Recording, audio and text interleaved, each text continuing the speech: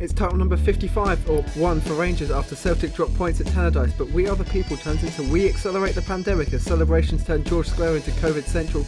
Up in Aberdeen, it's Union Square that celebrates as McInnes is sacked, and Killie drops to the bottom. It's episode 12, the False 90s podcast. That was your best one yet. Yeah, that was pretty good. With me today we've got Kyle, Lewis and Marcus. How are we doing today? And Kyle, how's the hangover? Oh, mate. It's just good to get it over the line and get it done. I'm sure there's a lot of people that said that the league was done by November, but mathematically I'm glad it's done now and I can go and enjoy myself, up to the end of the season now, hopefully next thing for Gerard and the team is obviously trying to go that invincible season. But I'm absolutely over the moon, mate. Absolutely over the moon. Anyway, I think we should go to the first game, the game that pretty much won Rangers the title, which is a 3-0 win over St Mirren. Yes, indeed. Came in this game quite nervous, actually, because obviously St Mirren probably is the only team to have defeated us so far in the Cup. But obviously confidence rising as well from the team, obviously, with the whole season going as well. And it was another ended really good performance for now the champions. So I'll just go to the goals. So obviously Rangers 3, St Mirren 0. The first goal came from Mr. Ryan Kent. Bad defending from St Mirren, ended up going to Goldson. Goldson first time passing to Kent, and then Kent did his Kent and scored an absolute peach of a goal, which was good to see because Kent needs to get his confidence up, I think.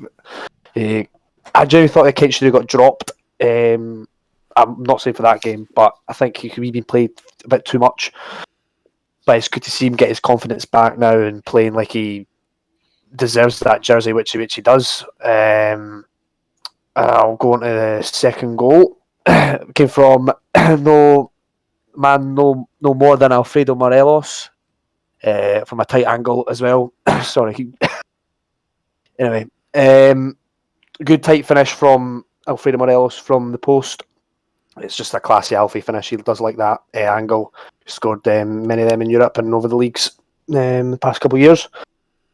And yeah, goalkeeper absolutely no chance. And then the third one came, I think it was about 30 seconds after the second half came.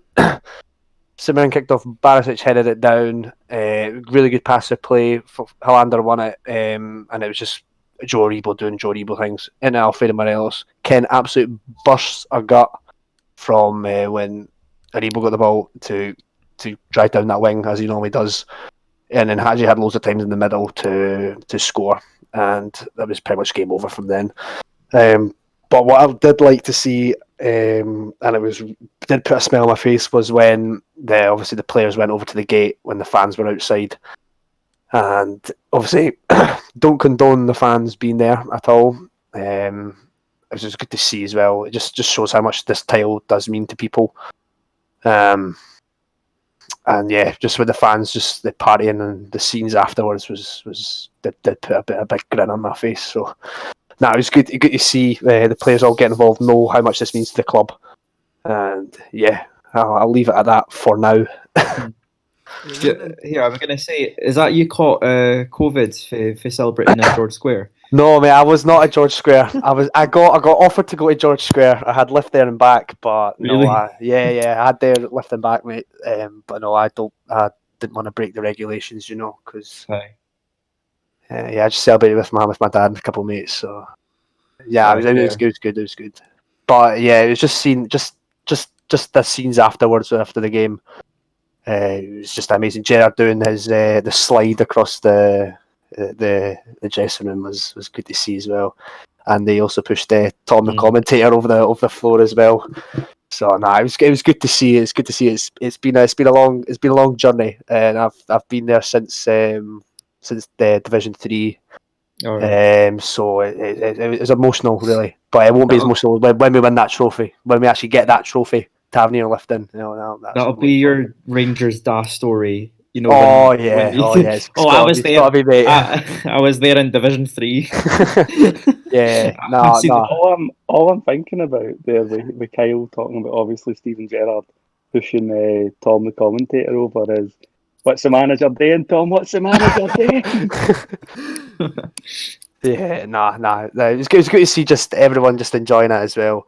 But then there was something I saw at the corner of one of the videos was Hadji was sitting down in the dressing room, and Gerard came up and like tried to grab him up from his seat, and then he started clapping along to Gerard, and then it's just good to see like Gerard's just getting everyone involved with it, just to get it just shows how much this means to the club and the supporters.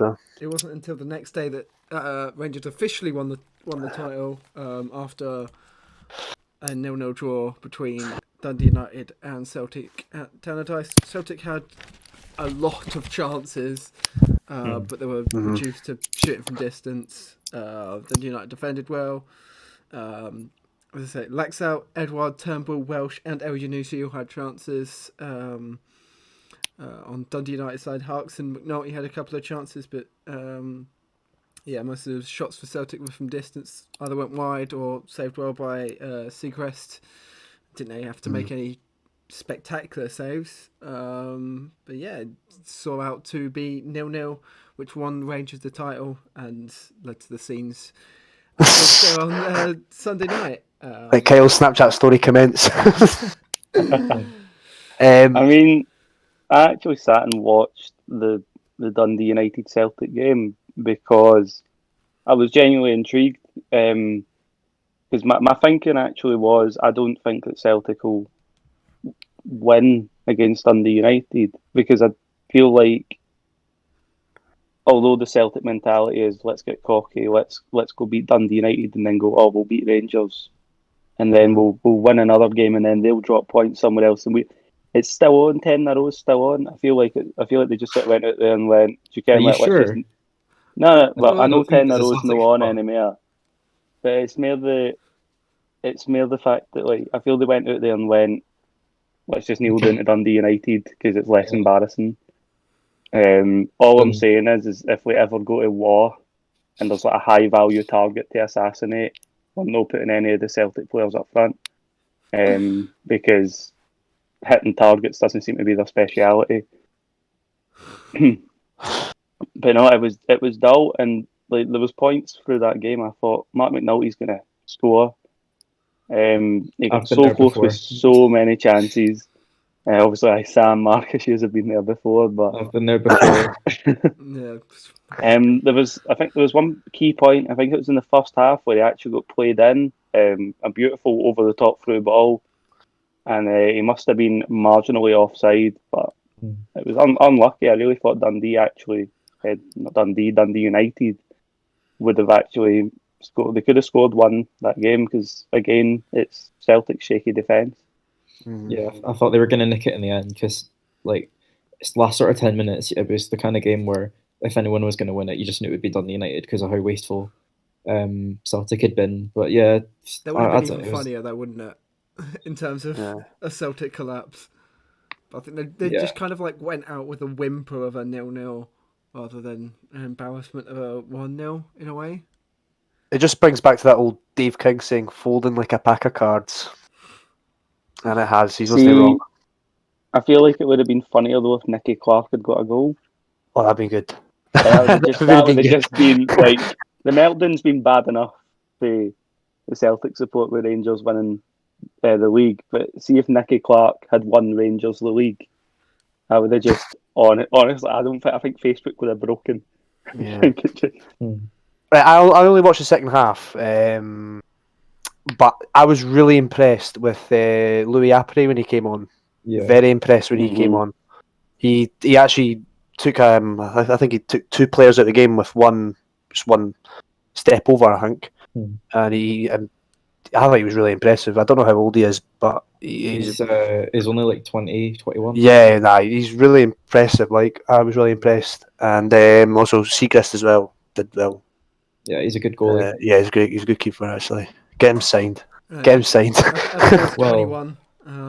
I'd take him at us because I think Marciano will be there. Yeah, Apre is only 21, and he's been there for a while. Since last season. But no, it was definitely the longest 45 minutes I've ever watched in my life. See, I do Was it because have it was like boring, or just because of the kind of like the It's just the sort of like the we could anticipation of what win. happened We after could win the Turnbull? league Yeah, in like 10 minutes, like with 10 minutes to go, or it could just like we have to wait another 3 weeks for it.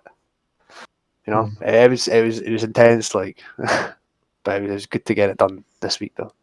See, I do have a point I want to make.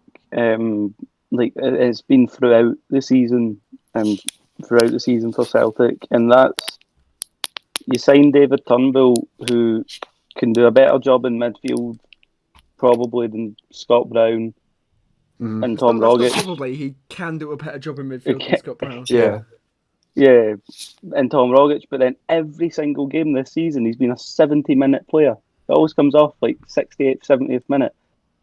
And it really Normally for confuses Rogic as me. well. Eh? Aye, and they'll Yeah. bring on Rogic or they bring on Scott Brown. It's like the fans haven't been there this season. Like you then need to get the Celtic Daz going with Scott Brown. And Tom, I don't understand it as well. I think I was speaking to one of the guys at work. My store manager actually is a massive Celtic supporter, and he argued the same. He said, "I don't get like he's never rated Ryan Christie."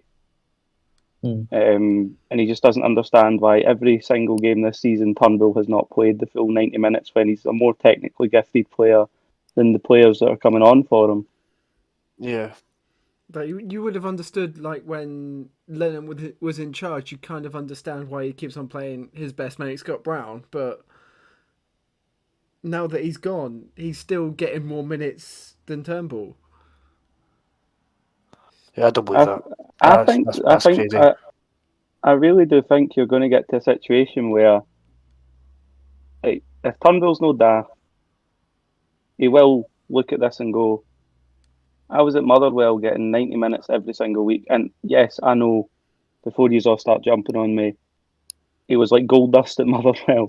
If he was injured, pretty much we didn't turn up half the time. He's he finished was a third in key. this season, but he was injured for most of it though. I mean, that's true as well. But like in that season where he drove us forward, luckily when he got injured, we got the signings in at the right time to cover for that, and that's how we finished third. But if he's going to be sitting there getting played for 70 minutes, and it's like, oh, you're just like we'll put you in for a wee bit, and then we need to bring on somebody else to get all the Celtic dads going, or we need to bring him on because he's got it in his contract. Yeah, I mean, he'll eventually go, well, hold on a minute, you signed me for millions and millions, and you just. I think it was about 2.3 million they signed David Turnbull for.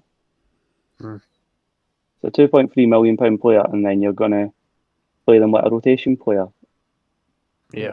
So he will be smart eventually though, and probably I'd hand in a transfer request personally. I reckon he's going to wait and see as in who Celtic get in as a new permanent manager, and then see what kind of game time he gets then, and then if nothing's changed, then he's probably going to look to move on. There's places easier than he can get a full 90-minute game and possibly get more money than what he's on the now. Yeah, I think he could do it. If he goes to a championship club down in England, he's going to get 90-minute games and better money. Yeah, I know.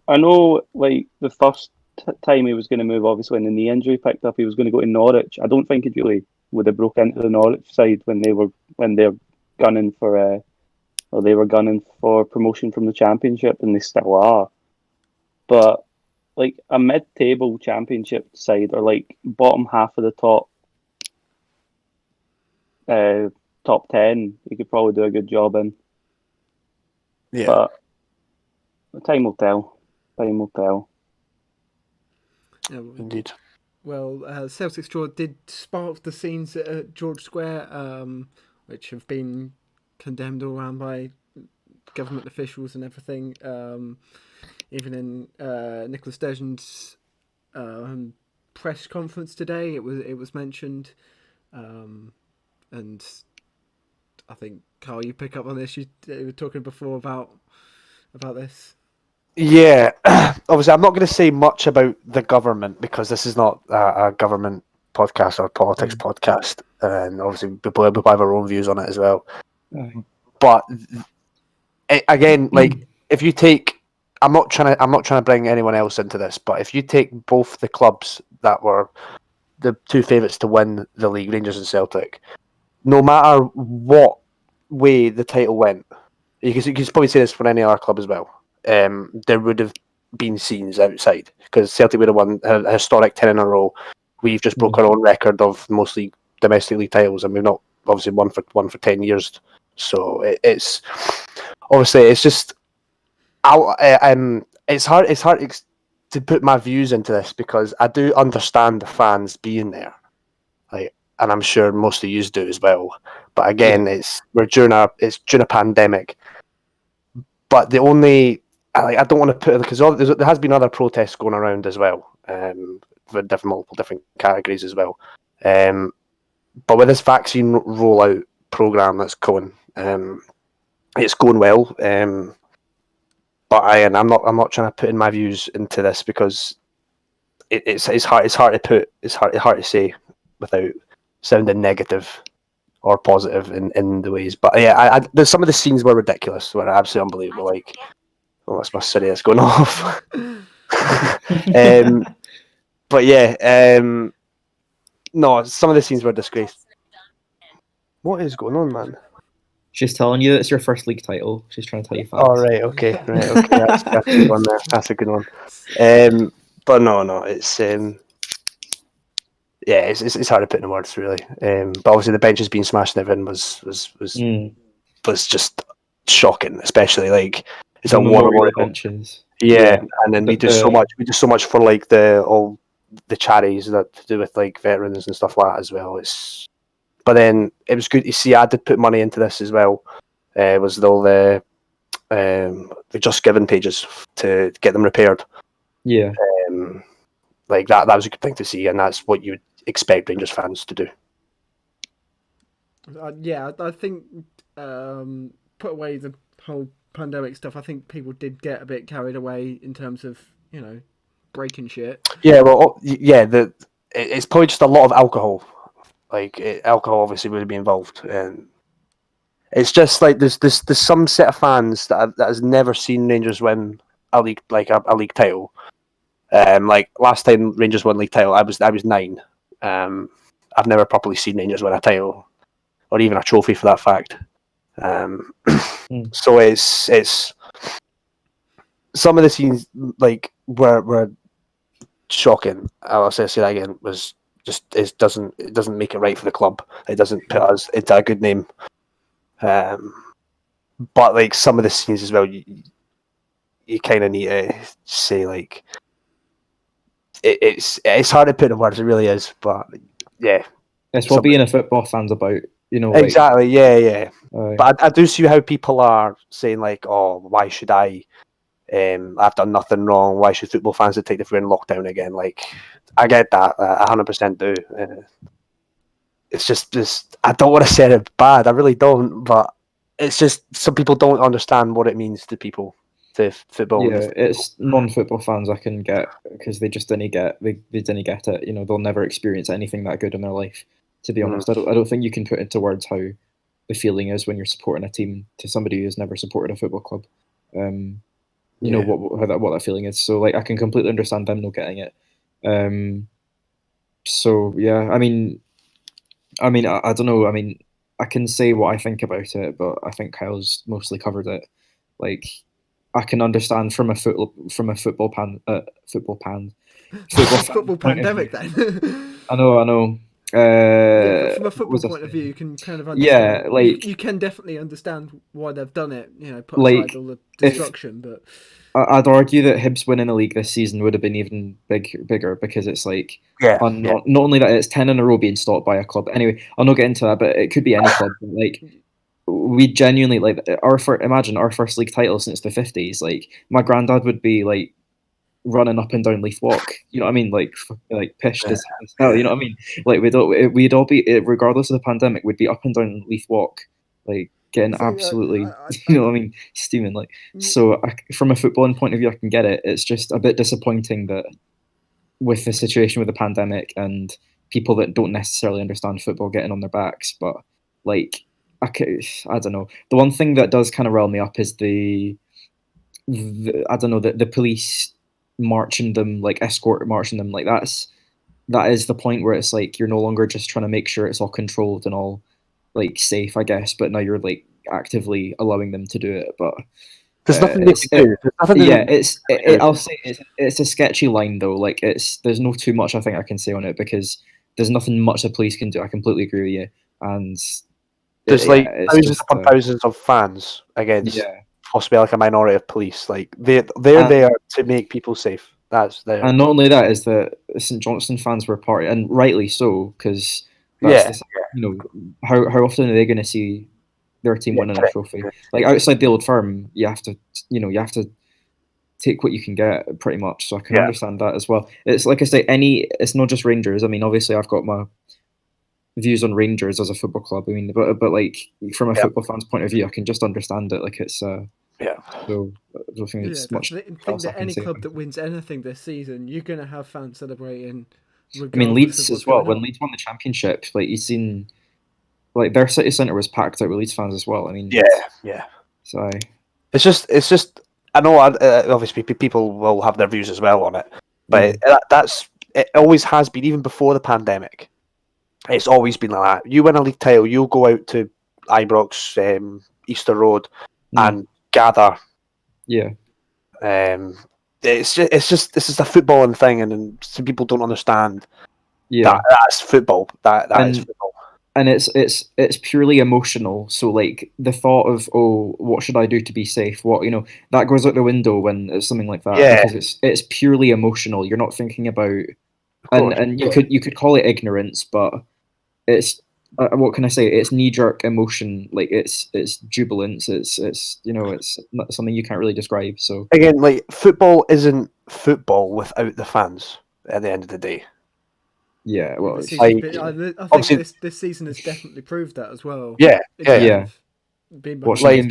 obviously, all of us watching the football games on Rangers TV, Sky, BT, and not having that to be with the players or to like that emotional where you would go to a football match for 90 minutes, you just shout your heart out, do whatever, and go back home and go back to work or whatever. It's people have been missing that because it's been like working from home. Going to watch the football on the telly, it's not the same thing. Exactly. At the end of the day, I think. See watching Hanlon punt diagonal balls up Easter Road Park. That's something I'm. Like obviously, just to conclude on this as well, it's everyone's got their own view of it, and it's some of the scenes were disgusting as well. It's just puts people that didn't go like a downer on it. So. Don't really want to talk about it anymore, to be honest. Well, I just want to add into it because I'm currently sitting scrolling through my Facebook that Celtic have actually responded to Nicola Sturgeon's thing earlier on. Oh no, what have they said? So it reads, Celtic Football Club statement, we are not half of anything, not our problem, #1 club since 1888. Of course. Yeah, I mean, I really wish we had Andy on here just to explain that. Yeah, I think what I'm reading from that is that they've put it up and basically saying that like where both sets of fans have been blamed this whole season, they're not to blame for Sunday, but it's like it goes back to what Marcus has said, what Kyle you've said as well. Doesn't matter what side, this would have been the same thing, and I don't think this is. I think it's quite a childish response. What it could be as well was obviously what recently happened was us, but then Nicola mentioned Celtic in her thing. I think that's probably the reason. The why should they get mentioned in it when it's nothing? When the recent scenes weren't to do with them. I think that could be another reason for it as well. I just think it's quite backhanded from them though. Like you don't see Hibs going, we're not part of this, not our problem, one club since 1875 and all that. You know what I mean? It's quite ridiculous, to be honest with you. I don't think it's officially from the club. I think it's just one of their social media pricks. But it's just that it's not needed. It's not required. But we can move on to the the next match. Yeah, I need a drink now. I've got some quick stats quickly about the title. Well, March the 7th was the earliest date that the title has been won in Scotland since 1902-03. I'm sure it was like 20 days quicker than Brendan Rodgers' team did it in 2015. Yeah, I so think. it's not the quickest. It's not the earliest in terms of games because there's 7 games left to play up the season. Yeah. But Celtic won with 8 to play back in 16-17. But quick quiz question. This is not actually part of the quiz, but that early title in 1902-03, who won it? Hibs, yeah. Well, hey. You get no points for that because it's not part of the quiz. Yeah, they won the title on the 20th I'm doing the quiz. December. I'm doing the quiz anyway. So. That's true. I forgot about that. They won the title on the 20th of December, which is mad. Yeah, man. No club's ever going to beat that. You know, we're fucking record holders. With 2 games left to go of the season, 20th December, mate. No team's ever going to win a league by December. Yeah, but there was 2 games left of that season, which is weird. You know, but, December's our month, mate. Anyway, we'll go to the other big news of the weekend. Actually, news came out on Monday. But before this, we'll have to go through the Aberdeen Hamilton game, which was 0-0. Another 0-0 to talk about. It was an Aberdeen game where they didn't score next.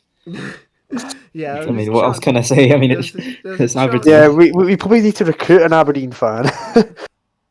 Or know someone, know an Aberdeen. I mean, that's easy. That's easy enough. You just like send a sheep through the streets and like see who comes out, and then catch them with a net, and then just pose as a sheep on Tinder, it'll be fine. I'm actually quite surprised on that 0-0 draw, to be honest, considering the strike force. I know they're new and everything, but they've got the likes of Canberry, and they've got like. Canberry had a good chance, but kind of fumbled around with it before his shot was blocked, and then. As far as I can tell, Canberry's had like 6 good months of his whole career, and that was his lone spell at us, and then. His 1 week, his one day, which was his press conference for Rangers, when he signed. We're not talking about that. Yeah, Aberdeen. You're gonna send me storming off now, like Piers Morgan. Can't have you talking about Canberry like that? Nah. And, it's always been his dream to play at Pittodrie. Ever since he was wee. Ever since he was a young boy. Joe Lewis made some good saves as well in that game, and apparently Hamilton were denied a penalty for a handball from Considine, but it looks like a natural, like the arm was naturally in a position kind of predicted, so it didn't really look like a penalty. But the news came out on Monday that Derek McInnes has been let go by the club after 8 years.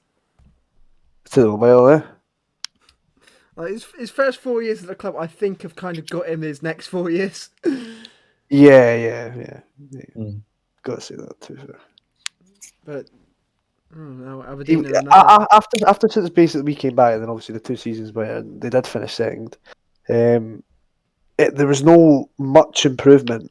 It just kept slightly going downhill from Aberdeen. You know what I'm happy about is that I've said it for ages that the one team I hate seeing Hibs play is Aberdeen, because the games are always so boring.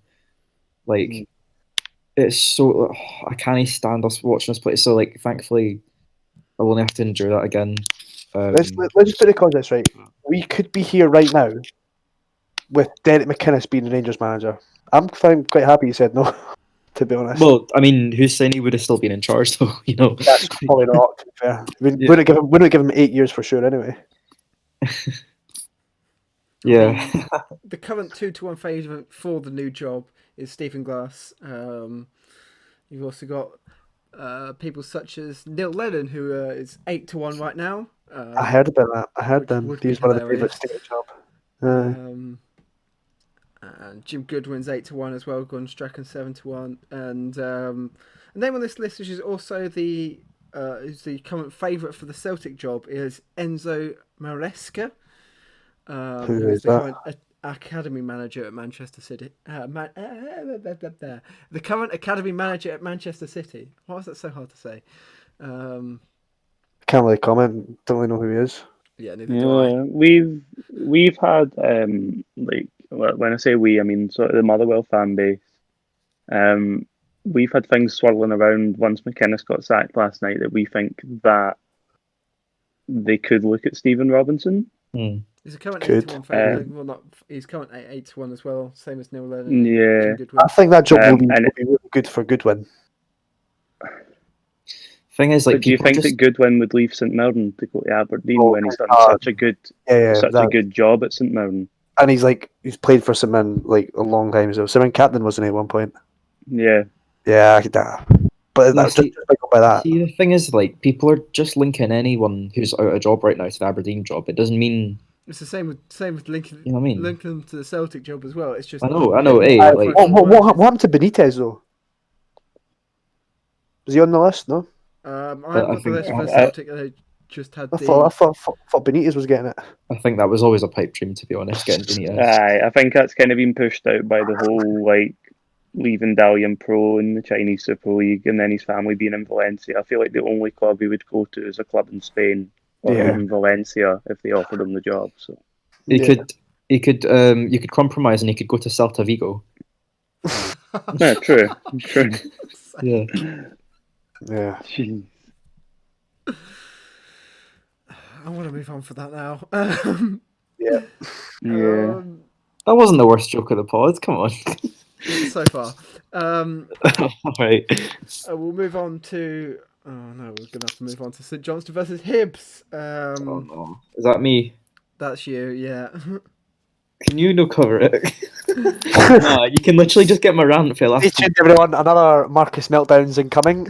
We're going for three. No, it's two. It's three in a row. So 3 meltdowns. Can I You've got a chance sum of up getting it Marcus's wrong, thoughts? Um, Marcus, I'm gonna sum up your thoughts really quick. It's We have to- copy and paste. Aye, in a copy Just and cut out paste the job. audio from the last episode and put it in here. Yeah. Irvin and Newell does not work as a midfield pairing. Jack Ross. Another thing, Boyle is not a left winger, and Cadden's not a right winger. He's a right wing back, and that's how he should be played. He's got an That's not cut and paste. It's the same thing you said last week, though. Well, no, because we played a 4-3-3, but like somehow Jack Ross thinks it's a good idea to play. I don't get it. Playing Boyle on the left, like I have to give it to his attributes. Like his attributes mean that he's best when he's running down the line. He gets to the byline and then cuts the ball back, That's but he can't inside, do that from the left when he's cutting the ball back from his left foot. He's also better shooting across goal, I think, rather than St. like Johnstone cutting took in the and then lead shooting. But, through, I have to say, a really good goal from Liam Craig. yeah. Apart from Doig's clearance, there's nothing much I think we could have done. Like Yeah, it was but- just a dodgy. And by the way, like good on Doig. Like did I say Doig? By the way, I meant Doig. He had a good game. Like all in all, like it was that one error he kind of made, and he's only 18. Like young players should be allowed to make errors like that. Of course, it cost us a goal, but it would help if we could actually come back from going and go down. I mean, it's not like the goal came in at a bad time. Like it was 30 minutes in. We had the rest of the half to get And then like the second half go as up a well. few gears, get an equaliser. But no, instead we, if I remember correctly, we started off pretty okay. Like not, I wouldn't say well, but we started off okay. Then they scored, and then we did the usual thing where we fell apart after they scored. You did say that to me, didn't you? Yeah. The stats show that Hibs are the only team in the Premiership this season who have not won after going a goal behind. Yeah. They've only won 3 This is the points from thing, going like- behind in the 12 games that they've gone behind in. 3 draws and 9 losses. Yeah. It's the same points after conceding goals as Motherwell, who have 1 win and 15 losses after conceding first in 16 games. Yeah. So, I will say my opinion on Ross has changed quite a bit this season. Like not in that it's gone from one thing to another, but it's fluctuated a lot. So at the start, when we were like, there was the whole Hibs are winning the league chat. Like the first sort of 5 games in, I was like, well, I was in the mindset that Ross has had a window now, and now he's got the personnel he needs. But it's obviously not the case, because the problem in December was we had a thin squad that couldn't cope with playing Wednesday, Saturday, And now, I think the problem is that when we get into the nitty gritty of games, right, when the first tactic that he's lines up with doesn't work, he either doesn't make the right changes. Like, he's been lauded by the media as somebody who changes games. He makes changes. He's not afraid, but like, he makes them too late. Like in the semi final against St Johnstone and also the game against Motherwell, he brings the subs on when the second goal goes in, and for the two games the goal goes in like a few minutes after half time, and then I think I said this exact same thing the last pod, didn't I? But I'll just it's like he says in the press conference, like, oh, I was thinking about making the subs at half time. It's like, why did you not make them at half time? Like, we are expected to beat most teams in the league with the squad we have, with the budget we have, with the size of club we are, and you're waiting until we're 2 goals down. Like, that's no good. And it's the same again here for St Johnstone. Like, it's no like we had some like sort of forays into their box going forward, but they were just like scuffed shots. Like Newell, Hibs only had 2 best chances came to Newell, and Hibs only had 2 shots on target all game, despite having 64%. One of those was that Doig, like not Doig. I'm getting Doig and Doig mixed up now. Was when like Doig had a shot, but it was like I thought it wasn't like a really good shot, but then I saw the angle from behind the goal, and it was just like in the middle. I thought, okay, he's no the best kind of scoring those kind of goals anyway. But what Jack Rowe needs to do is he needs to figure out. It's all well and good having a team where you've got individuals that can play multiple positions, but it's about knowing what their best position is. Because like you think, like Cadden seems to be a player that can play as a winger or a right wing back or a midfielder, but we need to kind of figure out not just fitting in, players wherever they can play, but find a system where each player is in a position where they can play at their best. Is what we need to do, because we're looking a bit subpar at the moment. And to be honest, if we had an Aberdeen that was actually offering us a bit of a challenge, then we'd be in real trouble. So I think it's detracting from the achievement of, obviously if we do finish third, it'll seriously detract from the achievement of doing that, because it should be like, for a non-Old Firm club, being best of the rest is a big achievement. But we've still managed that, and our fans aren't going to be happy about it. I think a lot of us now have realised now that we've not had enough of a challenge. I mean, usually you've got Motherwell, or the past few seasons, Motherwell finishing there, Killie finishing there. The only teams going for it now are Aberdeen and Hibs, and Aberdeen have been rank rotten. I mean, they've been pretty dire, and it's a bit deflating, like, because this was meant to be the one saving grace for the season, but now this has kind of been taken away, and you've got the 2 cup performances. I mean, I know we still got this season's Scottish Cup to go, but it's just like, it's meant to be, on paper it's a good season, but I kind of come away from it, it's just like meh, you know what I mean? It's like, yeah, exactly. I want to see a bit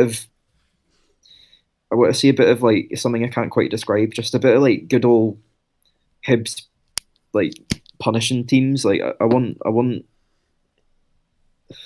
this is something I can't quite put into words. If you're a Hibs fan, you'll probably understand what I mean. But I want teams to fear coming to Easter Road again. Like that. I know Lennon's no the most rated manager of the now, but that sort of season when we came up, like I genuinely felt like we had that fortress kind of factor about Easter Road, and when we played teams, like we knew we were going to batter them, and that's where Hibs should be. And finishing third is all well and good, but what happens next season if we don't recruit right? We need to have a good window for starters, but if we don't recruit right, we'll slide right down that table, and we'll be right back at square one when we brought Ross in. So yeah, I'm a bit meh at the minute. I'm a bit yeah. So what do you think? I've spoken a bit too much, but do you think Ross is the problem? Like, what tell you, to be honest. I mean, I don't know if it's so. Like, obviously, all managers need time. I mean, Gerrard needed time at Rangers to get sort of what he wanted. So I don't know if it's a case of Ross needs another window. And like, I'm more than happy to back him for like another season if he needs that window, because we never strengthened our defense last summer.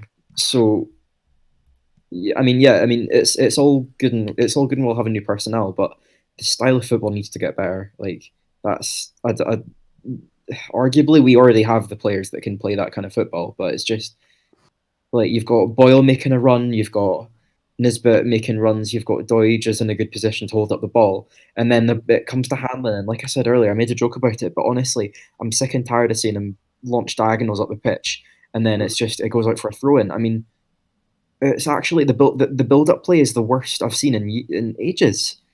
Honestly, we were playing better football under Stubbs. Just like we should be playing on the deck, just through teams and just launching. And we made fun of Hearts for ages for launching balls up in the air under Levine. And now we're doing. I mean, it is really frustrating, but it's like, and I'm willing to give Ross more time, but that's something that needs to improve. Like, if we start off next season and it's more or less in the same vein of this season, the football's the same and the results are kind of inconsistent again, the fans will get in us back really quickly. I can promise that. So, yeah, I don't know. I'm not in a position to make my mind up yet, but it's probably just a bit short of what we expect so far. Probably not enough to warrant him getting sacked now, obviously, but it's yeah. Yeah, see what he does in the summer. Like, if he probably needs to bring in like two, like as your defence, like Jameson two Kerr players. Yeah, get him in. He's well, according to some, he's Hibs as fuck apparently. So get him in. That's you know, if he doesn't get a move to England, which he could do as well. But I just get a defender that can play the ball out for the back would be nice, because dearie me, we need it. Like, just so and obviously a replacement for Nisbet, because I'm more than certain he'll be going in the summer. He's in a big huff anyway. So if he thinks he can outgrow a club in 6 months, especially a club like Hibs, then get a good 2 mil for him, get a replacement, and that's that. Fair enough. Yeah. Well, lower down the table, Motherwell moved 9 points clear of the relegation places with a 3-1 win over Livingston. This is yours to take. I can actually give you a pretty crazy stat about this game. So obviously a 3-1 win. Well, 2 goals come from Devante Cole, and then a goal from Chris Long, and Jack Fitzwater scoring a header for Livingston in the 60th minute. So, the stat I was actually going to give you from the Motherwell Livingston game was that Devante Cole is the first player to score back-to-back goals for Motherwell all season. Obviously getting a goal against Hibs and then 2 goals against against Livingston. So it's the first player to score back-to-back goals for us all season, and we are 31 games into the season. 32. 32 now, yeah. But we've only played 31, so. Well, you've played 32 apparently, according to the table I've got here. It should only be. No, maybe I'll play 32. I don't know, it's just because I'm reading it here and it says match day 31 or 33. So, I don't know. But, yeah, it moves us further up off the table, off the bottom of the table. We're now 10 points off the bottom, which is obviously Kilmarnock. So we're now in 9th, and we're only 4 points off the top 6, which is a pretty crazy stat when you consider we were looking at going down a couple of weeks ago, and I actually said in the last pod that I'd been watching the Championship. This time though, I think things are looking up. We've got Kilmarnock next, and I won't give my prediction for that just now, obviously, because that will be looking forward. But it's been good. They weren't exactly bad plays. The first goal was a foul, which gave away a penalty. Foul was on, I'm sure it was on Crawford in the box, because he got absolutely tanked by about 3 Livingston he got players. Clattered by Marvin Bartley. Yeah. When I watched the highlights, couldn't actually see who done the foul, but then obviously you're saying Marvin Bartley, because I did see him protest afterwards. So I'd imagine you're right there, Sam. Obviously Devante Cole converts the penalty, and then our second goal was just a nice, quite a strange one. Just Livy Free kick was couldn't clear from that free kick, could they? And then Levy couldn't clear from the free kick. It just got hit back into Devante Cole, who was luckily onside and just put it straight past the keeper.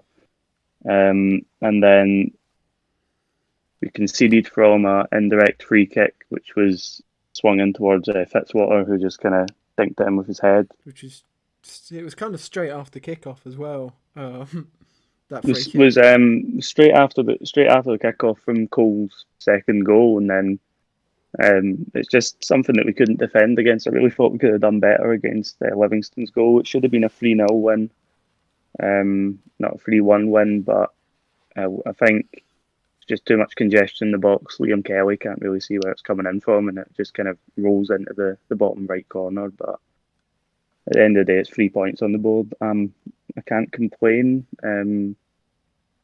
Obviously, it's better than none. In the situation that we're in, I'll take whatever we can get.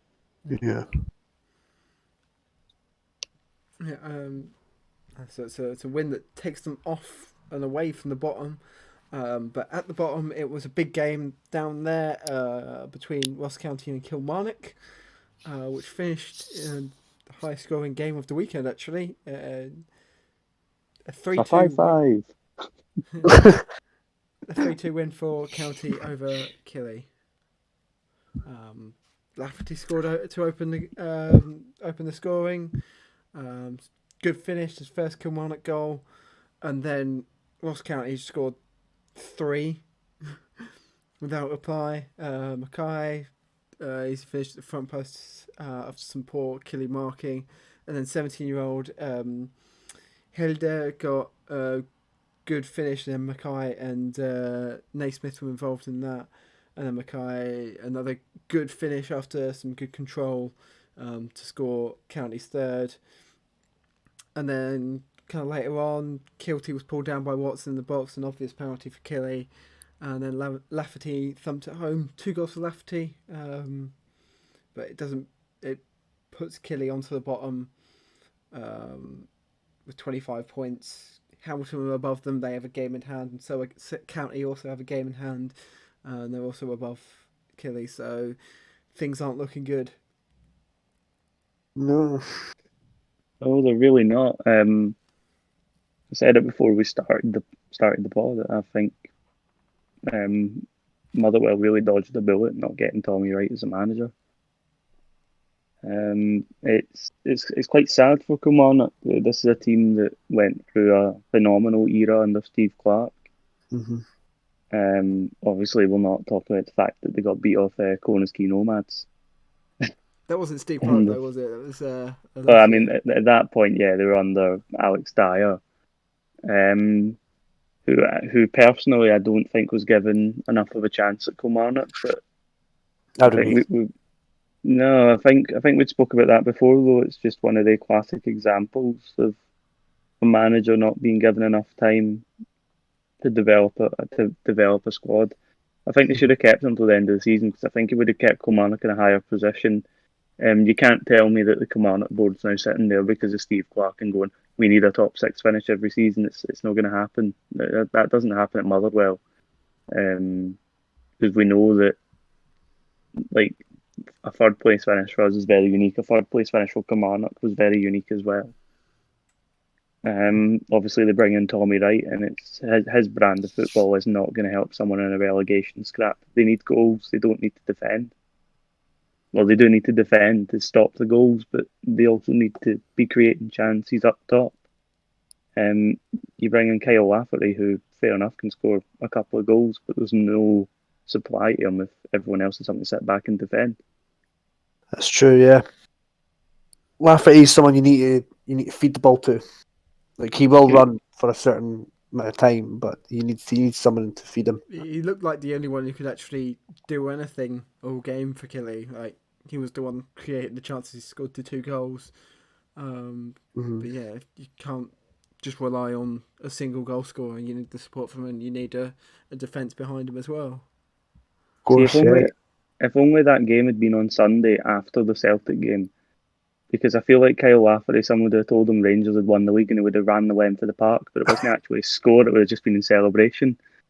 Yeah. Never know, he might just grab the ball and just like shook the ball and just punt it in the air or something. I don't know. First player for Kilmarnock to score a bicycle kick. Something mad like that. No, it's a shame for them. Yep. I genuinely do feel sorry for them. I mean, they can look on the bright side that if they get relegated, they'll get their derby back against Ayr. But That's true. That's it for them. Like, I don't think that Kilmarnock, the Kilmarnock fans, will want to go down to the Championship and watch their team after being such a successful club under Steve Clarke, and they were even quite successful under Alex Dyer. What it actually kind of makes me think of is like, if you're comparing it to like English clubs, it's like a Bolton Wanderers and a Sunderland, clubs that had good strong finishes in the leagues, and now they're just tailing off completely. Yeah. It's quite simple. Aye. Oh, Jesus. Careful, Marcus. Careful. Cheek, I heard that.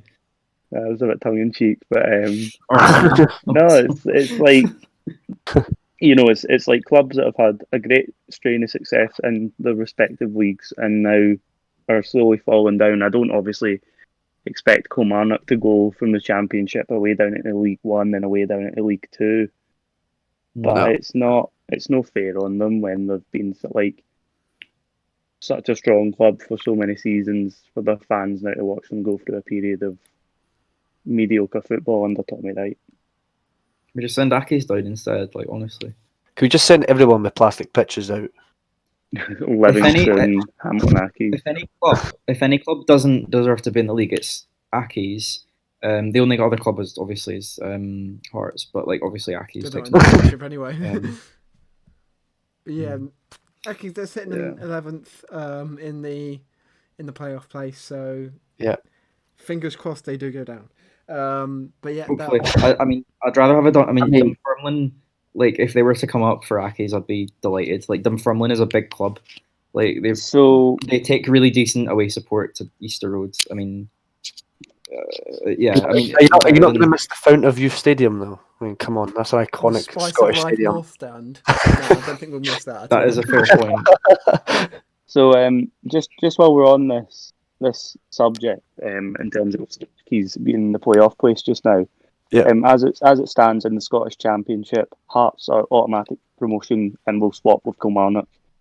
And then in terms of your playoffs, it will be a playoff quarter final between Dunfermline and Queen of the South, who are currently equal on points, and Raith Rovers will then play either Dunfermline or Queen of the South, who will then go on to play Hamilton Accies. Good to watch. Very interesting to watch. Yeah, they'll be interesting to watch when they come up those playoffs. And the one that's really surprised me, like, I know we're not a Scottish Championship podcast, obviously, but Inverness Caley Thistle are actually currently in a League One playoff place. Wow. They're sitting down there in 9th, yeah. Yeah. Pretty crazy, but yeah. That's mad though, because they got like billions funneled into them by the the maroon masses, the maroon pound. So you'd think they'd be financially viable still with help from the financial behemoth that is Heart of Midlothian. But no. Current standings just now. Rayford. The table might be about to change because Greenock, Morton are beating Inverness, and Ayr are drawn with Raith. But I think the table's a bit screwed up. There's loads of teams with games in hand, so it's a bit all over the place. Yeah, so Queen of the South are on 27 points, and Dundee are on 24, but Dundee have 2 games in hand over Queen of the South. And Dunfermline and Raith still have 2 games in hand over Queen of the South. It's pretty. So I'd imagine those 2 games are against like I'd imagine Raith are playing Dundee, Dunfermline's playing Raith sort of style. So It will shake up the table there, but yeah, it's a strange league. But again, we're not a championship podcast, so Yeah, moving away from the championship, I think it's quiz time. okay, Yeah. right. So in honour of all the departures this week, obviously Celtic losing their league title and McInnes leaving Aberdeen. The quiz this week is titled "Regrets." No, it's a good laugh, isn't it? I like that. Yeah.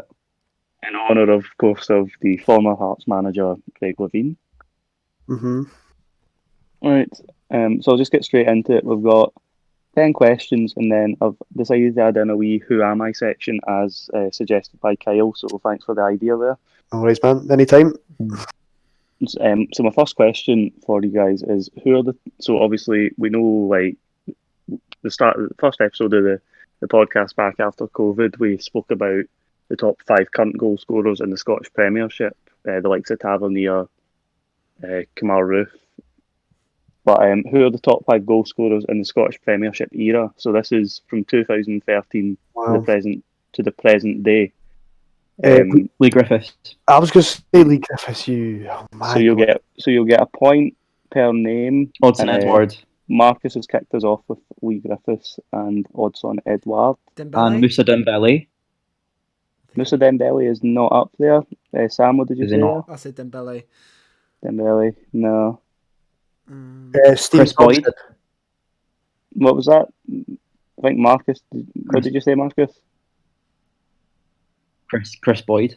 Chris Boyd is one as well. And then Kyle, what was your Stephen your one there? Thompson. I'm sure he scored a Stephen lot of goals. Stephen Thompson's not out there in the Premiership either. Is he not? No. When he played for St Mirren? There's another 2. I can give you the clubs of the other 2, if that would help you. Mm-hmm. Sure. Go on. So, one, I'll give you a club for each one. One has played for St Johnstone and one has played for Aberdeen. Aberdeen.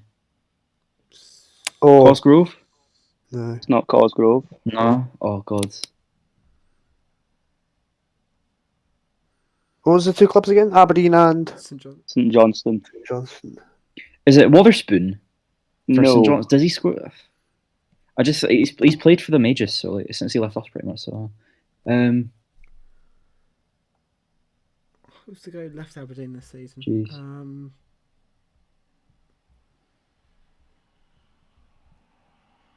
So I can tell you that the Aberdeen player didn't leave this season, Sam. Oh, okay. I was going to say... And he actually Alright. went to a English lower league club. And the other player is still currently in the Scottish Premier League. O'Halloran, no? No.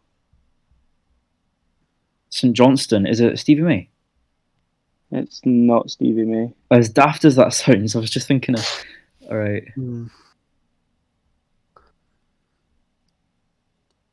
Morelos. You got us this one, mate. Wow. It's not Morelos, is it? No, can't be. Didn't play No, for St. it's not, Johnstone, no, did he? it's What is this game? Damn it. Give me a little. Hold on, I may have made a bit. Is it Adam Rooney? So Adam Rooney is one of them. However, I may have made a bit of backside Okay. of the last one. So if you just give me a wee second, I need to actually double check my facts here. Because I may have got the club wrong for this player. I do apologise. It wasn't St Johnstone. It's Inverness, Caledonian Thistle. So he's the one who plays in England now? Oh, jeez. No, the one that plays in England now, Sam Marcus got, that's Adam Rooney. Oh, yeah, of course he does, doesn't he? He plays for Salford. Oh. Well, he played for Salford, but he now plays in the National League actually. But your last one that you're missing is played for Inverness. Sorry, I thought St Johnstone for some reason. That's a different. It's the names are similar. That's where I got Badges them. look similar as well. Aye. So they played for Inverness, Dundee, and they currently play for another club in the Scottish Premiership. Billy Mackay. It's Billy Mackay. Boom. Oh damn. It's Billy Mackay. Right, there we go. I do apologise there. I'd got the badges mixed up there in that first question. Right, my second question. This season, Rangers won the title with a point tally over Celtic of 20 points. That's currently, so that's not including, like, obviously if Celtic continue to drop points till the end of the season, and Rangers coming up in a couple of weeks as well. There's games to go. Rangers go invincible. But currently, what's the biggest points difference between first and second place since the current Scottish Premiership era? So since 2013. Oh my god. 18 Is it not points? I will give you bonus points for the season and the two teams, but it's a point for both teams. It's not a point for each team. Celtic Aberdeen, I think. 16-17 season. 16-17, but I think Sam got there first. Celtic. Yeah, Celtic and he got there Aberdeen teams. first. I think it's like 16, 17, 18 points, something like that. Right, so 16-17 season, Sam got that. So now you're just looking for the points difference in the two clubs. So like 23. It's not 23. Celtic won the league 25. and Aberdeen.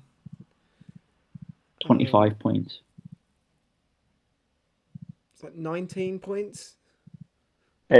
I'll give you a clue. It's more than 20 points. 26. No. 24. Is it 30? So Kyle's got the 30 there. Hey, bloody hell. Wow. Okay. And now you just need the two clubs, Celtic Aberdeen. Celtic and Aberdeen. I said that about 7 times before. So it's when... Aye, so obviously that's Celtic's invincible season for the 30-point difference there. And right, my next question is, Rangers are set to play Slavia Prague in the Europa League. But who has... So it's a bit of a curveball here, kind of moving away from Scottish football for this question, but obviously still relevant as Rangers are playing in the Europa League. Who's won the Europa League a record 6 times? Sevilla. Sevilla. Oh, damn. Sam gets that one. Right, the next question is, who is Scotland's most capped player? We're looking at this last It's week, an old weren't player. we? Cloystein, no? No. Kenny Dalglish. Kenny Dalglish? Yes, Yeah, we were that's looking true. at this last week. So, in honour of the man the man who I've named this quiz after, how many games in total since his managerial career began has Craig Levein lost as a manager? I love this Oh question. my god. To the nearest, I will be nice. I will go to the nearest 100. Wait, what? To the nearest. I mean, he managed Hearts, mind. 167. So this is including Cowden Beef. It was Cowden Beef, Hearts, Scotland. Scott. Did he not manage Leicester in the early 2000s? Leicester. Right. Aye. I'll give you the clubs that Yeah. obviously I'm including in this. So I'm including Cowden Beef, Hearts, first time at Hearts, Leicester City, Raith Rovers, Dundee United, his time as Scotland manager, and then his second period at Hearts. Right. 233. Do you know Sam's actually really close? And I did say to the nearest 100, so I will give Sam that. No way. What was it? He's lost 200. So Here, he's lost no. Me and Kyle haven't given answers yet, so we can still get closer. Abby Swick. What did you say? Sam? He's good actually. So Sam, you said 233. Marcus and Kyle, would you like to punt a guess? Yeah, 207. 240. Right now, Sam still gets the points because Really? Sam is the closest because Sam's only 7 off, Wow. whereas Marcus, Well, I guess, you're 14 off, and Was it Kyle 226? okay. he's lost Yeah, 226 let's games as a manager. The reason I put this one in to have a little bit of a laugh, as he lost in his time at Cowdenbeath and his first time at Hearts, he lost 55 games. He lost 55 games with Cowdenbeath and Hearts. First time at Hearts, 26 games with Leicester, 3 games at Raith Rovers, who he only lasted 7 games with. Wow.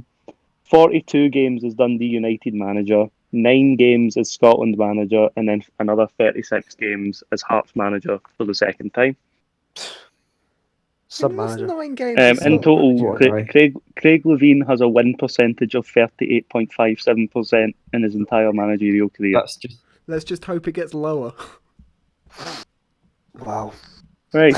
sounds like natural order. Which it's But, it's the 3rd anniversary of that derby, by the way. Natural I'm order sure- derby. I'm sure he has no regrets, because it's all a good laugh, isn't it? Oh yes. All a good laugh. Right. Question 6.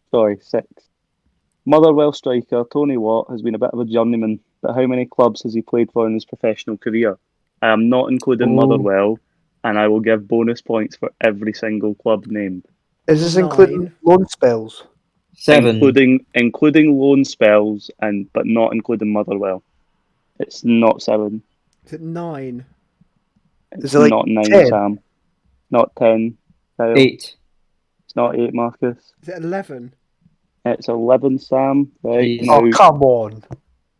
Now the clubs. Celtic? So Sam gets a point for Celtic. St Johnson. Kyle gets a point there for St Johnstone. Wasn't he at Blackburn? Blackburn, another point for Sam. Marcus, I feel like you need to slide in here with one.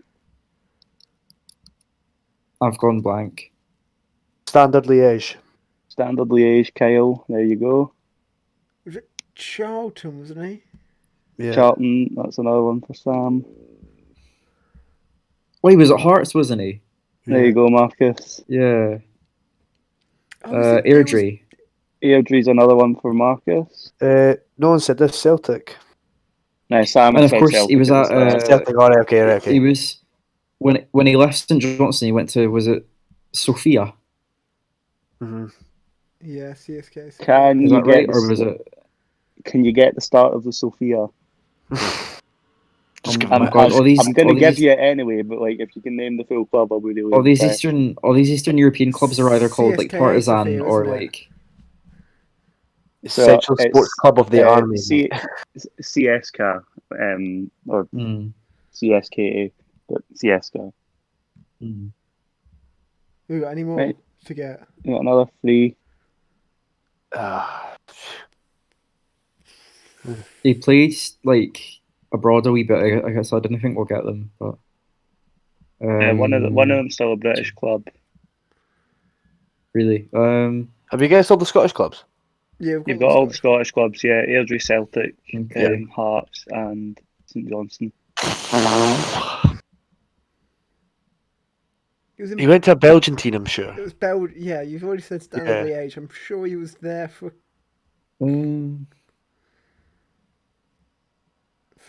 something else. Was it not Belgium club? Because he went on loan in Belgium. He Did he? did. He Yeah. did. He He did. did. I don't know what team it is. Right, I think I'll need to move on for this one. move on, mate. Yeah, So Tell us where they are. Sure. the clubs that you have missed are Lierse in that's Belgium, yeah. OH Leuven, also in Belgium, and Cardiff City was the British club that you forgot about. All right. Okay, number 7. Mm-hmm. What is the smallest professional football stadium in Scotland from the Premiership all the way down to League 2? Wait, what? So by- for every league? So, no. So, what's the by smallest capacity, professional football yeah? stadium in It's- Scotland by oh, capacity? Ainsley Park. I'm thinking it's Ainsley Park for City. for Annan, Edinburgh is City. it Gala Bank that's Annan? It's not Galabank. Thinking it might be Ainsley Park, but I'm not sure. Fourth Bank's definitely one, isn't it? Forth Bank's like 3,000 capacity, mate. Yeah. Or 2,000 or something like that. Oh dear. Do we just get a team, or do we need to get the actual stadium name? You can guess a team. Right, Albion Rovers. Albion Rovers. What about? Yep, there you go, what- Kyle. Do you know the capacity for to the nearest thousand Oh, for the bonus wow. point? 1,000. 2 points for Kyle. So it's Clifton Hill, Albion Rovers ground, and it's about 1,200. Isn't that Mhm. a So like a- again, another wee European quiz question. 3 teams in Scotland have won a Okay. European competition: Rangers, Celtic, and Aberdeen. Uh-huh. Obviously, I'm not going to ask you the cities that they were played in because 2 of them are well known, and well, actually, all 3 of them are well known. But Yeah, can you give me the stadiums for each of the finals? New Camp.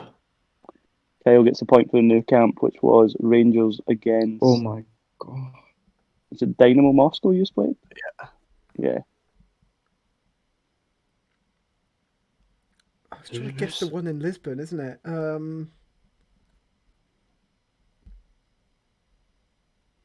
Nah, I couldn't. See, they didn't. They play. The stadium's abandoned now. I think the stadium they won that at, so I can't mind it. Was it not the? No, I suppose I'm stupid. Was it not a national stadium though? No.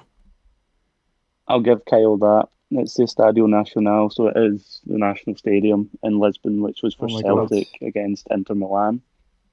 And then your last one is obviously Aberdeen against. I'm sure it was Real Madrid, right? Yeah, Madrid. Yeah. Yeah. It I was don't Gothenburg, think these wasn't will. it? It was in Gothenburg, but I don't think you'll get the name of the stadium. The Gothenburg Stadium. It honestly sounds like a piece of IKEA furniture. I'm not gonna lie. Gothenburg Coven. Stadion or whatever. I don't even know Swedish, but it'll be like Stadion or something, or like Gothenburg Park. I don't know. Gothenburg Ullevi. Road. Ullevi is the Gothenburg Stadium, class. which you would not have got. Class. It's Ullevi, and it genuinely sounds like it would be an IKEA. Yeah, I see what you mean. Right. Question 9. Scotland has a bit of a strange fact when it comes to the UEFA Champions League. Hampden Park's obviously hosted 2 finals, with both teams coming from the same 2 countries each time. What countries are they? Bonus points for each of the teams. Real Madrid from Spain and Germany, and it'll be Real Madrid, Bayer Leverkusen, and Eintracht Frankfurt. So, Sam, you've kind of clean sweep the rest of it, but Marcus did come in with Real Madrid first. So I will give him I that. didn't even have time to think. But Sam, you get the points for the Bayer Leverkusen, Right. Eintracht Frankfurt, and Spain and Germany. So, kind of leading on from that, my last sort of main quiz question is: Zizou, or Zinedine Zidane, famously scored his volley against Bayer Leverkusen in 2002 at Hampden Park. But in what minute was this goal scored? Like the 4th. 53rd? No. I think it was second half. But I can't 30 seconds. No. remember. 1, 2, 3, 4, 5, 6, 7. The 70th. No. The 12th. 62nd. No. 24th. We've got 90 numbers to go through here, by the way. So We're going to be here for ages. The 51st. no. 55th. No. The 21st. 42nd. No. This is But Sam has been the closest so far. 39th. No. 46th. Sam, you're getting really 39, close, by 40. the way. 47th. 48th. 49th. No. 50th. 51st. 45th. Sam's got it. 45th minute. It took us long enough. Can I just say, by the way, Sam's kind of clean sweep this quiz this week. Oh. Quite bad. These There's still numbers. we've still got 3 more to go. Right, so these ones are Who Am I's, a bit similar to the numbers game that Sam used to do at the start of the podcast. Okay. So my first one is: I am a 37-year-old foreign footballer who has played for 2 teams in the Scottish Premiership, scoring a combined total of 117 goals in total for both clubs. One of these goals won a club a title in a decisive moment in Scottish football history.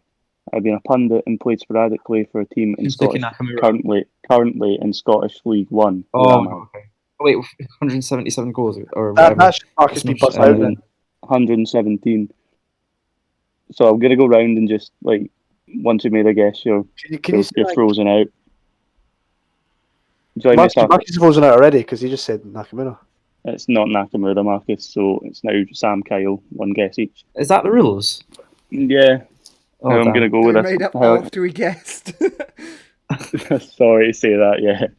I said Nakamura as well. Like League One. Oh dear. Okay. That's what's getting me. He currently plays in League One. So he doesn't play in League One, but he played sporadically for the team. It was kind of like an in and out sort of job. And they're currently in League One, but at the time, I'm sure they were in the Championship. No, it's not Connor Salmon, is it? I've not got a clue. You say that again. I am a 37-year-old foreign footballer who has played for 2 teams in the Scottish Premiership, scoring a combined total of 117 goals in total for both clubs.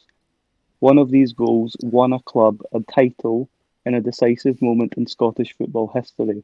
I have been a pundit and played sporadically for a team currently in the Scottish League One. Who am I?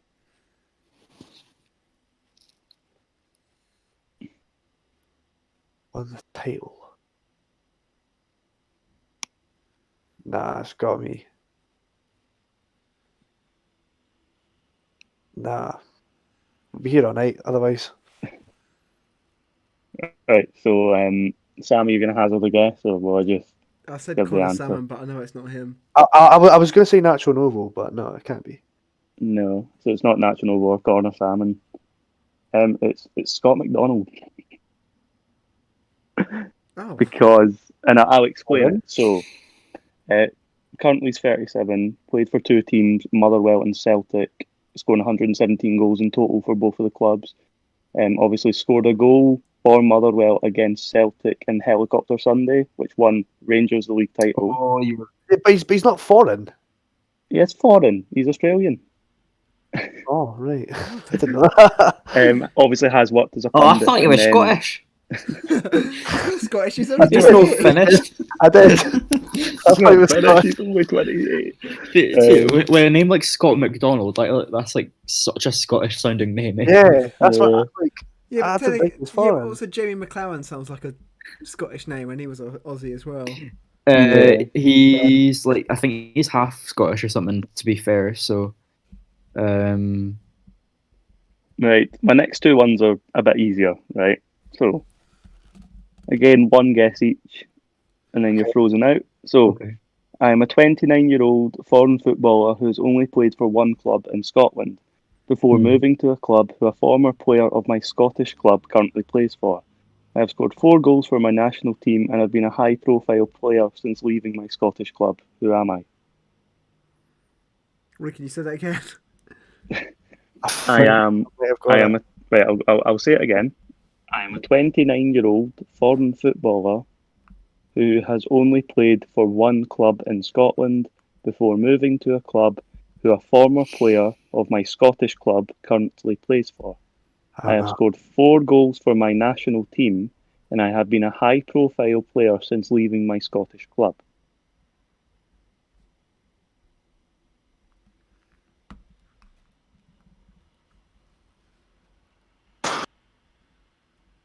Easier.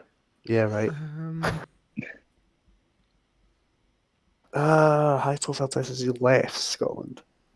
Mm-hmm. Played for 1 club. Oh, I know. Van Dijk. It's Virgil van Dijk. Yes! That just came to me just there.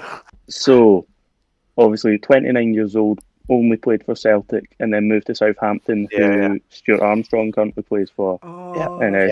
Scored 4 goals for the Netherlands, and has been, obviously, was the world's most expensive centre-back at the time that he moved from Southampton to Liverpool. He was then replaced by slaphead Harry Maguire. Although, as much as Yeah, definitely was worth it. Yeah. Worth every penny for my team, Marcus. Not you.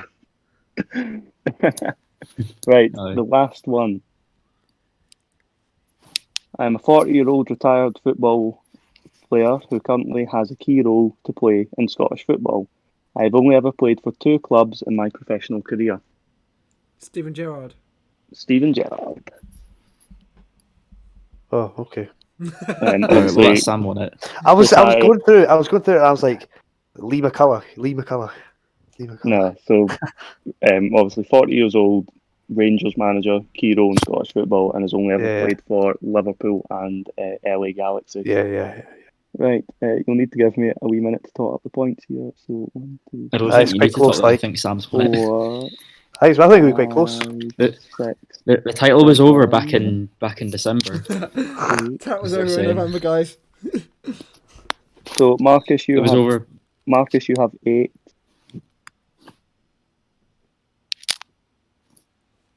Nice.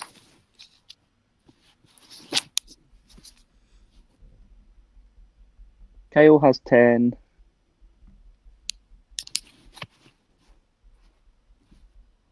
That's fine. I beat Marcus. I'm happy.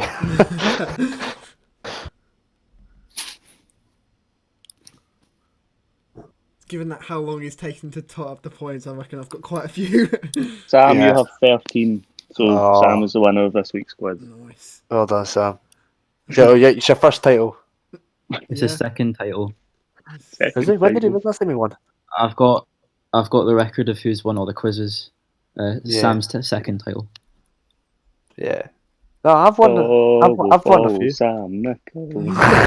Yeah, you've won 1-2. That's all right. One, He's sorry. been the 2. king of quizzes. The most in false 90s history. Right, don't take our song now. That's copyright. Copyright. I've won a total of 4. Yeah, for sure. But yeah, I think from the quiz, it's time to go to the predictions. Well, yes, I'll go over last week's predictions because it's a bit of a change in the total tallies. Mhm. So in last place, well, because Lewis, you didn't give any predictions, so yeah, I have to realise it did not finish. So Andy came with 3 points, sorry, and then it was Sam with 3, myself with 4, and Marcus obviously with 6. Yes. Because you got 1 point for the Ross County Kilmarnock game, you got the Rangers result right, so that's 4, and then plus another one for the Motherwell win. So, and that takes the total points. Andy on 2, Lewis with 5, Sam with 7, Kyle on 16, and Marcus on 16. Oh, So it's all to play Wait, for the Mars bar. We're both in 16, eh? Yeah. Sorry, I'm just typing that up so I've got a record of it. Aye, okay. I can send you over the document if you want it.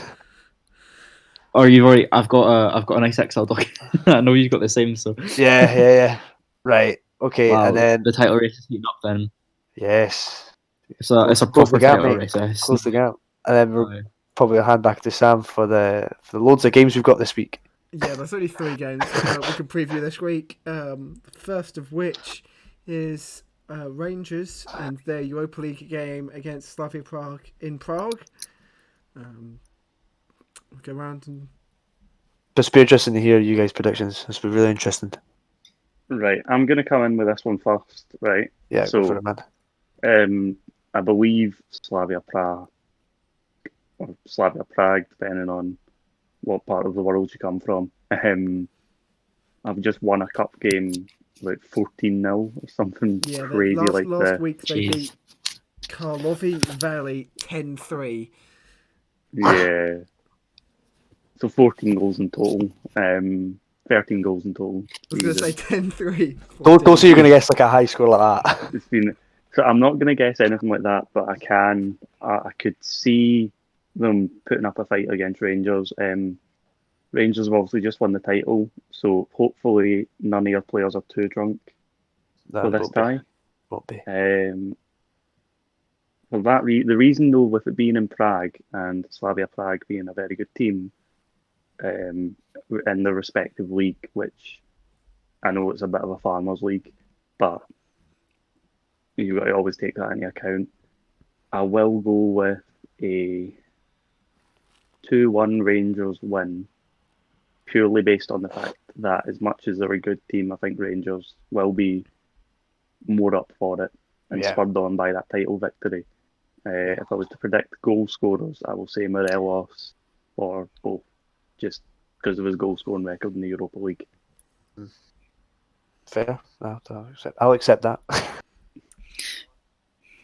I was actually thinking the same.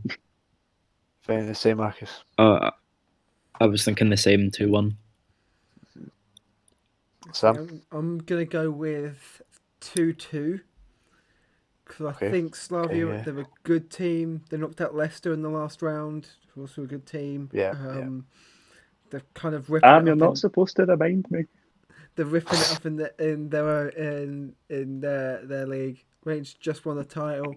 I reckon there's going to be a little bit of a hangover from that, so I'm going to say 2-2, especially it being in Prague as well.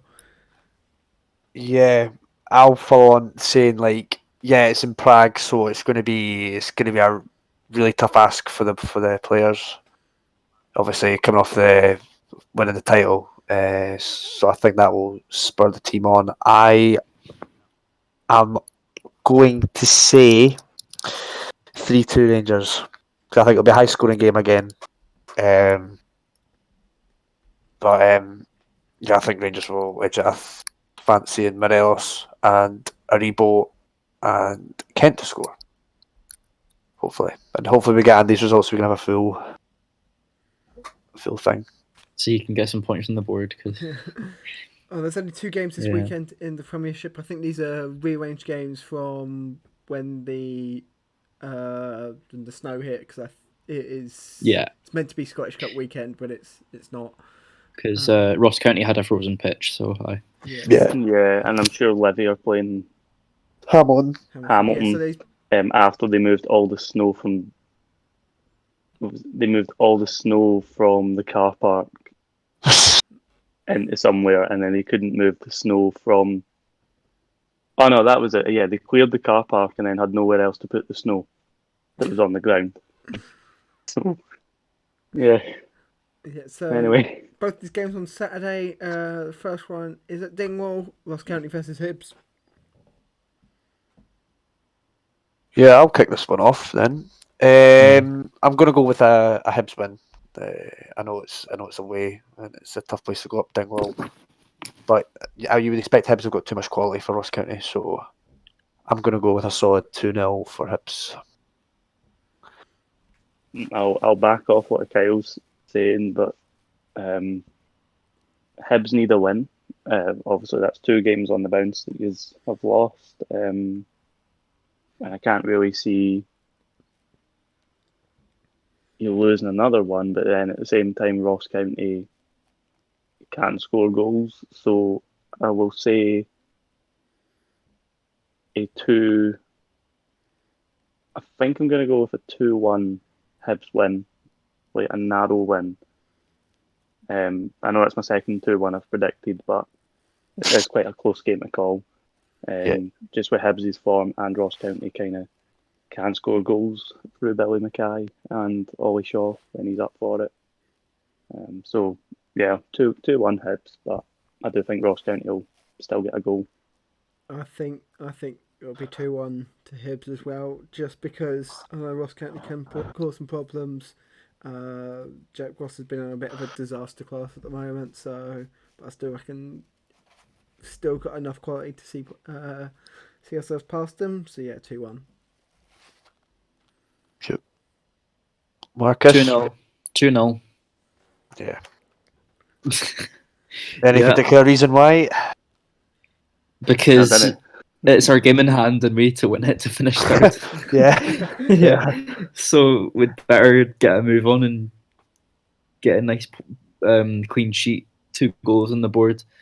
I hope Nisbet and Doige score. Not that they'll be the 2 goal scorers, but either one of them, if they were to score, that'd be nice. They both need a goal. And Jackson Irvine as well. I hope he gets his first goal because he's gotten a bit of undue criticism from the fans, I think. So, yeah, that'd be nice to see. I'm gonna start recording audio Yeah. clips of Marcus's Hibs predictions and just tweeting them out. Well, I'm not gonna. No, but I just want to tweet them out and like in asterisks, Can I- like in asterisks, just put Carnival de Paris intensifies. Has Marcus Hibbs done another prediction for his team this week? And it's just a I Twitter. kind of hope so. So I can get up top. Nah, I think we should be on like Sky Bet or something. We're the kind of team. Thing is, like this season, like I was saying, it is very inconsistent. Like we've had 3 poor performances now. One of them obviously was a win against Hamilton, but still, like we're gonna turn it around at some point. Like we're not gonna be fantastic, but we're at least gonna get a win at some point again. Yeah. No, I I think don't Ross agree. County, they're gonna come out attacking us, and that'll probably suit us better because they will have more space in behind. They won't be clinging on for their lives unless they goal a goal up. Like, if they goal a goal up, then we're screwed. But as long as we can keep it at 0-0, we've always got a chance. And if we go a goal ahead, then I'm pretty confident that we can hold on to it and maybe get another. So it just depends. It depends how we turn up. It depends how the game goes. If we turn up on the day and if Ross actually picks a competent lineup. So we're more than capable of getting a 2-0 win. Yeah. And the other game on Saturday is Livy versus Hamilton. Yep. I'm gonna go for a 2-2. 2-2. Sorry. Yeah, that both Livy have been on a wee bit of a rut, I think, last sort of few fixtures, but I don't know, that this has got like it'll be a good game of football to watch. I've got a feel. This is all gut feeling. But it'll be a good game of football to watch. Both teams will be going at it. It'll be a topsy-turvy game. End up 2-2. Yeah, I'm gonna say I think there'll be one goal in it. Sorry, Lewis. I think No, there'll be one it's goal alright. in it, and I think the goal will come from Livy. So I'm gonna go with Livy 1, Hamilton 0. I think Right, I agree with Marcus that it's going to be a draw. Okay. However, no one has done it yet this week, so I will say it's going to be Oh. Livingston 5, Hamilton 5. Hey! Hey! Anders win! To be fair, see from last week's prediction, it was Sam actually got a point for the 5 each draw at Dundee United against Celtic. So you never know. So we'll get a point out of that. I'm gonna go against everyone and say a 10-10. Hamilton 1-0 win. Oh. Okay. Just because it's their time of the season. It's their game in hand, and I reckon they will put on a show and win it. Fair enough. Livy haven't won Hamilton since. always put on a show. It's a show of how not to play football. It's a show of winning despite being the worst team in the Premiership. Quite clearly not. Second worst, according to the league. Aye. The league table lies. No, it doesn't. Not from the top end, anyway. It does lie. They should have won 10 in a row.